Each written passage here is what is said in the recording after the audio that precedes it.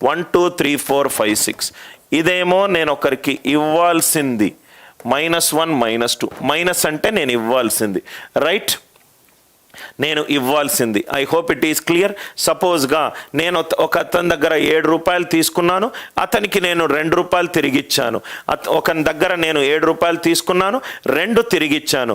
అంటే తిరిగి ఇవ్వాల్సిన అమౌంట్ ఏముంది? 5.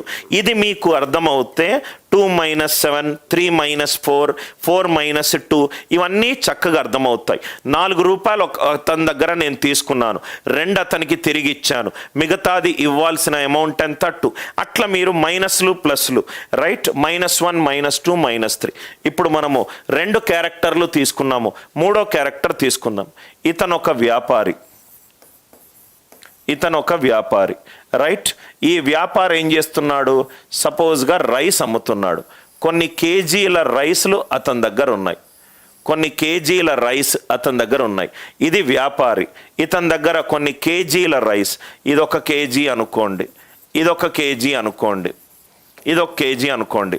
అట్లా తను రైస్ అమ్ముతున్నాడు, అతను రైస్లు అమ్ముతున్నాడు, కేజీ ఇట్లా రైస్ అమ్ముతున్నాడు. సపోజ్గా ఒక సామాన్య, రైట్, ఒక ఫార్మింగ్ చేసే ఒక మామూలు ఒక ఎంప్లాయీ.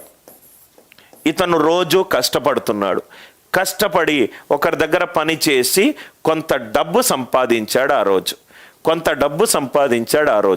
ఆ డబ్బు సంపాదించింది ఇప్పుడు సపోజ్గా ఈ కేజీ 30 రూపాయలు అనుకోండి, ఒక కేజీ 30 రూపాయలు. ఇతను ఏం చేశాడు? ఆ రోజు కష్టపడి ఒక 10 రూపాయలు సంపాదించాడు. ఇంట్లో రైస్ కొనాలి, ఒక షాప్ దగ్గరికి వెళ్ళాడు. ఆ షాప్ అతను ఏమన్నాడు? కేజీ 30 రూపాయలు అన్నాడు. అప్పుడు ఈతనేమన్నాడు శ్రామికుడు? సార్, నా దగ్గర 30 రూపాయలు సంపాదించలేదు, నేను 10 రూపాయలు సంపాదించాను, రైట్. నాకు కేజీ ఇవ్వకుండా, రైట్, దాంట్లో 3వ వంతు నాకు ఇవ్వగలుగుతారా సార్ అని చెప్పి అడిగాడు. నాకు మొత్తం కేజీ వద్దు సార్, ఆ కేజీలో నాకు 3వ వంతు ఇస్తారు సార్ అని అంటే, రైట్, వ్యాపారం ఏం చేశాడు? అలానే ఇస్తాను అని చెప్పి అతని దగ్గర తీసుకున్న అమౌంట్ ఎంత? 10 రూపాయలు. కేజీ అమౌంట్ ఎంత? 30 రూపాయలు. కేజీ అమౌంట్ ఏమో 1 కేజీ. దాంట్లో అతను ఇచ్చిందెంత? 1/3. ఇక్కడి నుంచి మనకు భిన్నాలు స్టార్ట్ అవుతున్నాయి. అంటే అతను శ్రామికుడు తీసుకున్నదెంత? 1 పార్ట్. మొత్తం ఉన్నదెంత? 3 పార్ట్స్. మొత్తం ఉన్నదెంత? 3 parts. Are you all with me? So 1 KG. సపోజ్గా నేను మొత్తము 5 కేజీలు ఉన్నాయి, 5 30ల 150 రూపాయలు. నా దగ్గర మొత్తము, రైట్, 75 రూపాయలు ఉన్నాయి. అంటే 75 రూపాయలతోటి, right, out of 150, half of total. అంటే మొత్తము టోటల్ 5 కేజీస్ ఉంటే నేను మొత్తం ఎన్ని కేజెస్ తీసుకున్నాను? 2.5 కేజెస్ తీసుకున్నాను. 2.5 కేజెస్ తీసుకున్నాను. సార్, మీరు ఇక్కడేమో 1 2 3 4 5 6 ఇవన్నీ నా ముందు కౌంట్ చేస్తున్నాను, నాకు కనబడుతున్నాయి. నా ఆఫీస్లో 2 ఏసీలు ఉన్నాయి, ఆఫీస్లో 12 మంది ఎంప్లాయీస్ ఉన్నారు, కౌంట్ చేస్తున్నారు, సహజంగా నా ముందు కనబడుతుంది. ఈ మధ్యలో ఉన్న నంబర్లను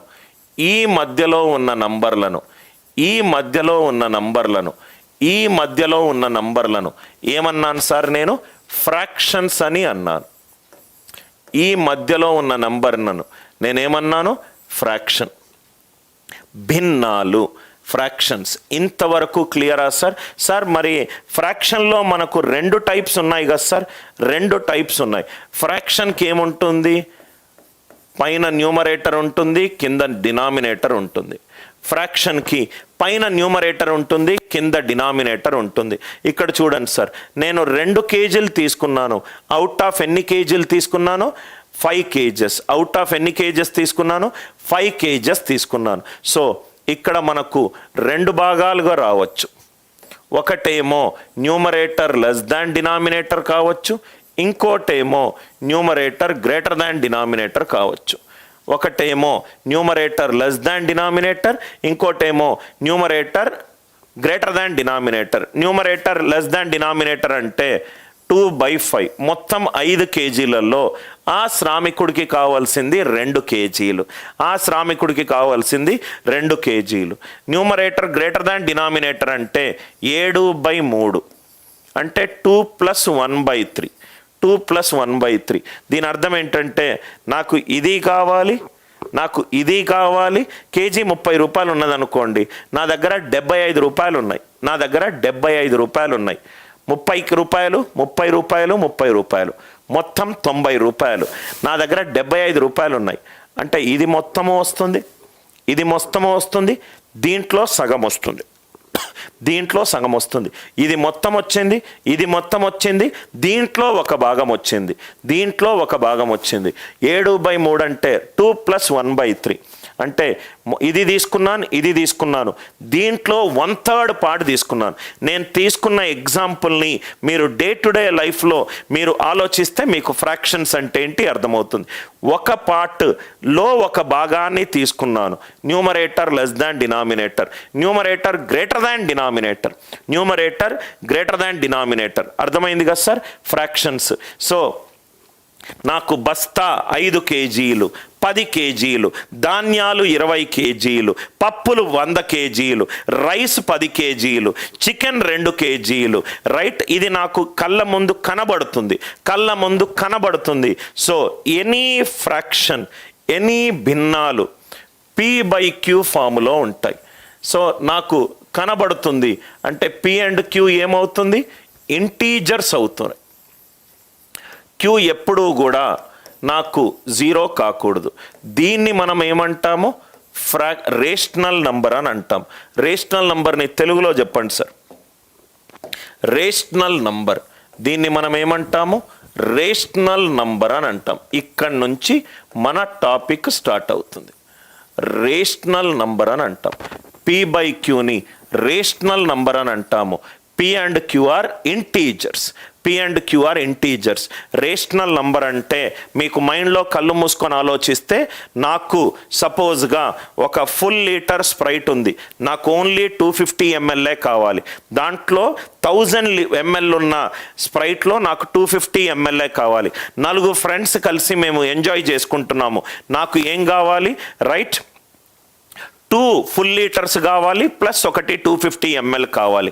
రైట్, ఒకటి అకారణీయ సంఖ్యలు P/Q. ఇది rational number. P and Q are integers. ఇది చూడండి సార్, ఈ నంబర్ లైన్. ఈ క్లాస్ నాకు తెలిసి, ఎందుకంటే నేను ఈ మధ్య ఒక ఇంటర్నేషనల్ స్కూల్లో క్లాస్ తీసుకున్నాను సార్. క్లాస్ తీసుకున్న తర్వాత నేను హెడ్ మిస్టర్కి చెప్పిన ఫీడ్బ్యాక్ ఏంటంటే, మీ పిల్లలు చాలా స్ట్రగుల్ అవుతారు మ్యాథమెటిక్స్, వాళ్ళు విజువలైజ్ చేయలేకపోతున్నారు. నేను ఒకటి చెప్తే వాళ్ళు విజువలైజ్ చేయలేకపోతున్నారు సార్.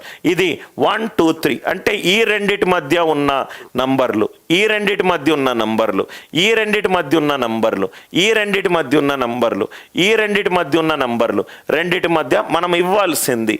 అప్పుడు నెగటివ్. నెగటివ్ అంటే దాని అర్థం ఇది అకారణీయ సంఖ్యలు. ఇక్కడ వరకు క్లియరా సార్?